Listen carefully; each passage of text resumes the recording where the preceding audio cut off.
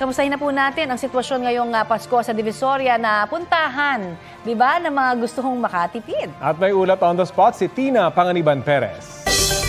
Tina?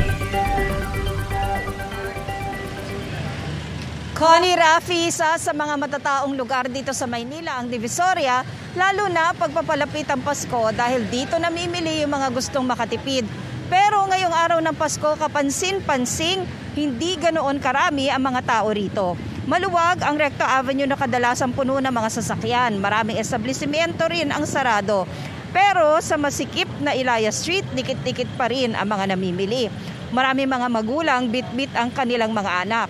Ayon sa mga pulis na nakaestasyon dito sa kanto ng Recto Avenue at Ilaya, isang bata ang nawala kanina pero mabilis namang na-turn over sa kanyang nanay nang mag-anunsyo ang mga pulis sa megaphone. Maliban dyan, wala namang ibang untoward incident na iniulat sa lugar na ito. Base sa tansya ng pulisya, mga 700 na tao pa lang ang nagpupunta rito sa Ilaya ngayong umaga ng Pasko. Mas kaunti kaysa tinatayang 3,500 kahapon at 5,000 naman noong Sabado. Paalala ng pulisya sa mga magulang na magpupunta dito sa Divisoria, wag na wag nilang bibitawan ang kanilang mga anak para hindi mawala. Connie, Rafi? Maraming salamat at Merry Christmas, Tina Panganiban Perez.